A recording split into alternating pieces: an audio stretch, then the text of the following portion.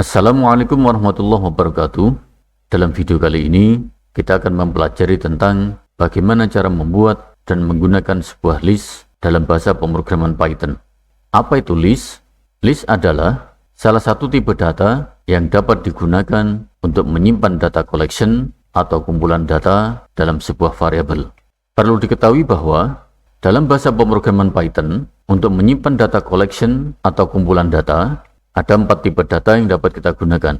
Yang pertama tipe data list, yang kedua tipe data tuple, yang ketiga tipe data set, dan yang keempat tipe data dictionary.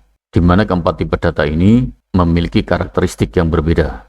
Namun dalam video kali ini, kita fokuskan dulu pembahasannya hanya pada tipe data list. Nah sekarang, bagaimana karakteristik dari tipe data list? Untuk karakteristik dari tipe data list adalah datanya bersifat ordered. Artinya, tampilan data listnya dapat kita order atau kita atur sesuai dengan kebutuhan. Kemudian yang kedua, datanya dapat diduplikat atau digandakan. Yang ketiga, setiap datanya memiliki nomor indeks tertentu yang dimulai dari 0. Dan yang terakhir, datanya dapat dirubah sesuai dengan kebutuhan. Kemudian untuk membuat sebuah list, ada 2 cara yang dapat kita gunakan.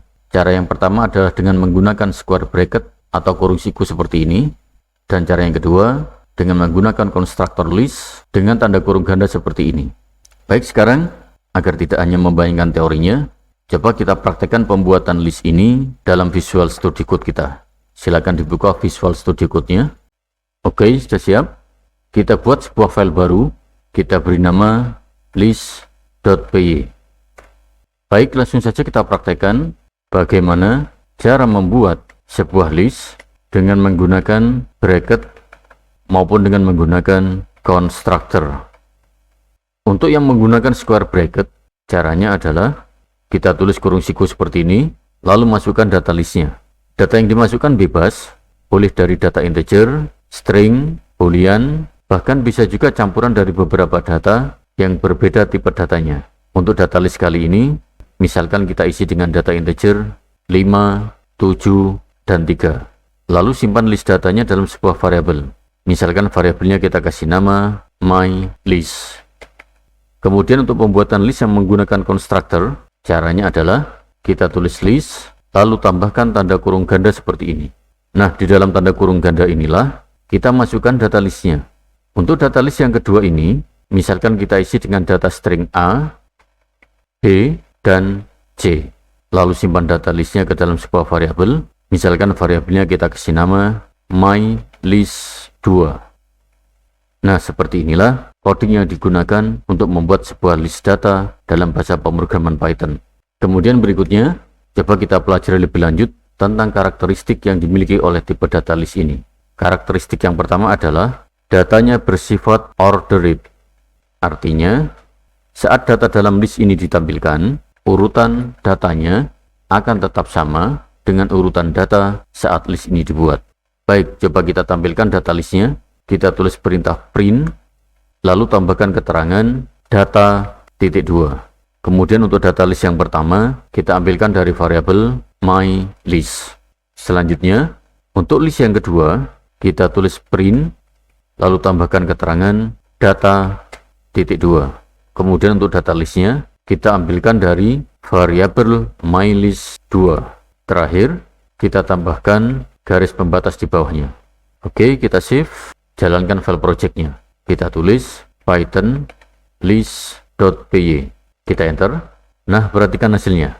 Urutan list datanya sama persis dengan urutan data saat list ini dibuat. Kemudian untuk karakteristik tipe data list yang kedua adalah datanya bisa diduplikat. Atau dengan kata lain, kita bisa memasukkan data ganda dalam sebuah list. Sebagai contoh, kita copy saja semua coding yang kita buat di awal tadi. Nah, pada list datanya myList, tambahkan angka 3. Dan pada list datanya myList2, tambahkan huruf C. Kemudian untuk keterangan tampilannya, kita ubah menjadi duplikat. Oke, kita save. Bersihkan tampilan layar terminalnya. Kita tulis CLS. Kemudian, jalankan file projectnya. Nah, perhatikan hasilnya. Semua duplikat data, baik yang bertipe integer, maupun yang bertipe string, semuanya tetap bisa digunakan di dalam list data. Kemudian untuk karakteristik dari tipe data list yang ketiga adalah semua datanya memiliki indeks tertentu yang dimulai dari 0. Baik, sekarang coba kita tampilkan nomor indeks dari salah satu data yang ada dalam list data MyList. Namun sebelumnya, kita matikan dulu semua coding yang ada di bagian duplikat tadi. Kemudian matikan juga coding dari MyList 2. Oke, sudah dimatikan semua. Sebagai contoh, coba tampilkan nomor indeks dari angka 7 yang ada dalam list data MyList. Berarti untuk codingnya kita tulis mylist.index, lalu masukkan data angka yang akan dicari nomor indeksnya. Berarti di sini kita tulis 7.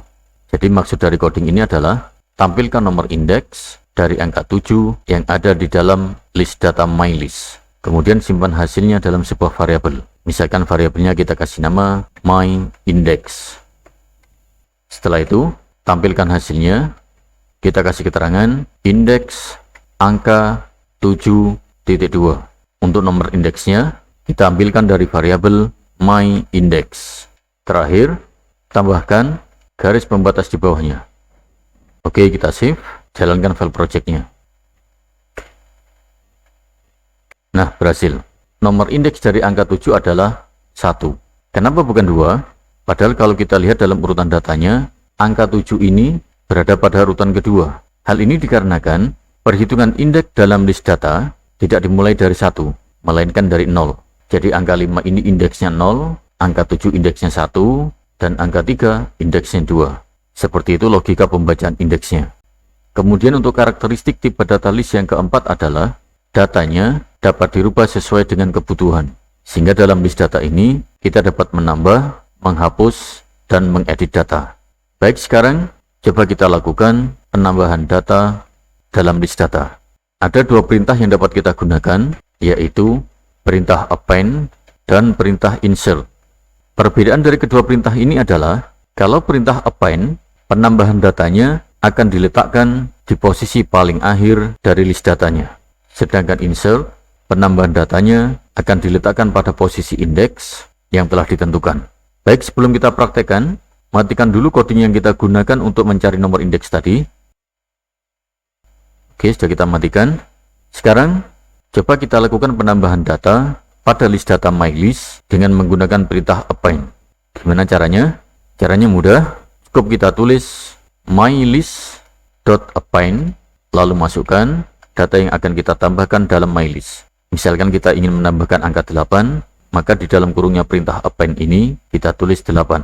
Setelah itu, kita tampilkan hasilnya. Kita kasih keterangan hasil append .2. Untuk hasil penambahan datanya, kita ambilkan dari variabel MyList. Terakhir, tambahkan garis pembatas di bawahnya. Oke, kita save, jalankan file projectnya. Nah, perhatikan hasilnya. Ada penambahan angka 8 pada urutan terakhir list datanya. Kemudian berikutnya, coba kita lakukan penambahan data dengan menggunakan perintah insert. Kita kopikan saja codingnya dari coding perintah append yang telah kita buat tadi. Kemudian matikan coding append-nya. Nah, sekarang sebagai contoh dari penggunaan perintah insert ini, coba tambahkan angka 9 pada indeks ke-1. Berarti codingnya adalah mylist.insert, lalu masukkan posisi indeks yang akan dijadikan sebagai tempat penambahan datanya, yaitu indeks ke-1. Setelah itu, masukkan angka yang akan ditambahkan, yaitu angka 9. Jadi maksud dari coding ini adalah tambahkan angka 9 pada posisi indeks yang ke-1. Setelah itu, kita ganti keterangan pada tampilan hasilnya dengan hasil insert. Oke, kita save, jalankan file projectnya. Nah, perhatikan hasilnya. Pada posisi indeks yang ke-1, ada penambahan angka 9. Kemudian berikutnya, kita juga bisa melakukan penghapusan data yang ada dalam sebuah list. Ada dua perintah yang dapat kita gunakan, yaitu perintah pop dan perintah remove. Perbedaan dari kedua perintah ini adalah, kalau perintah pop, penghapusan datanya akan dilakukan pada data yang paling akhir, sedangkan remove, penghapusan datanya akan dilakukan pada data yang disebut secara spesifik dalam perintah remove-nya. Baik, sebelum kita praktekkan penghapusan data ini, kita copy dulu coding dari perintah insert tadi, kemudian matikan codingnya. Nah, sekarang coba kita lakukan penghapusan data dari list data mylist dengan menggunakan perintah pop. Cara ngodingnya adalah mylist.pop. Setelah itu, kita ganti keterangan tampilan hasilnya dengan hasil pop. Oke, kita save, jalankan file projectnya. Nah, perhatikan hasilnya. Data yang paling akhir, yaitu angka 3, telah dihapus dari data list. Kemudian berikutnya, coba kita lakukan penghapusan data dengan menggunakan perintah remove. Kita kopikan saja codingnya dari coding pop tadi. Kemudian matikan coding popnya.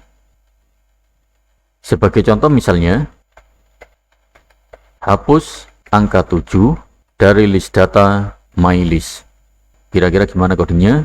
Codingnya adalah mylist.remove, lalu masukkan angka yang ingin kita hapus, yaitu angka 7. Kemudian kita ganti keterangan tampilan hasilnya dengan hasil remove.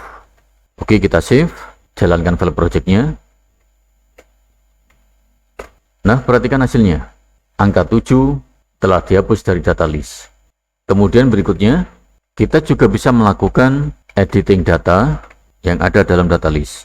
Baik, sebelum kita praktekkan, kita copy coding perintah remove tadi, kemudian matikan codingnya.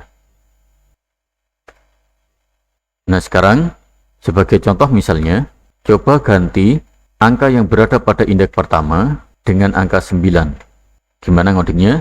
Codingnya adalah mylist, kemudian tambahkan kurung siku, lalu masukkan posisi indeks yang datanya akan kita ganti, yaitu indeks yang pertama.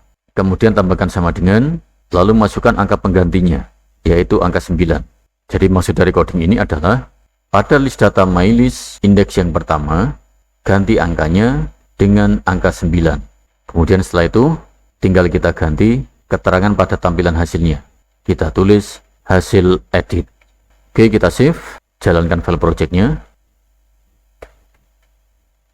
Nah, perhatikan hasilnya. Data pada indeks yang pertama, yang awalnya berisi angka 7, sekarang telah berubah menjadi angka 9. Baik, seperti itu pembahasan tentang tipe data list, beserta karakteristik dan penggunaannya dalam bahasa pemrograman Python. Mudah-mudahan dapat dipahami. Terima kasih. Assalamualaikum warahmatullahi wabarakatuh.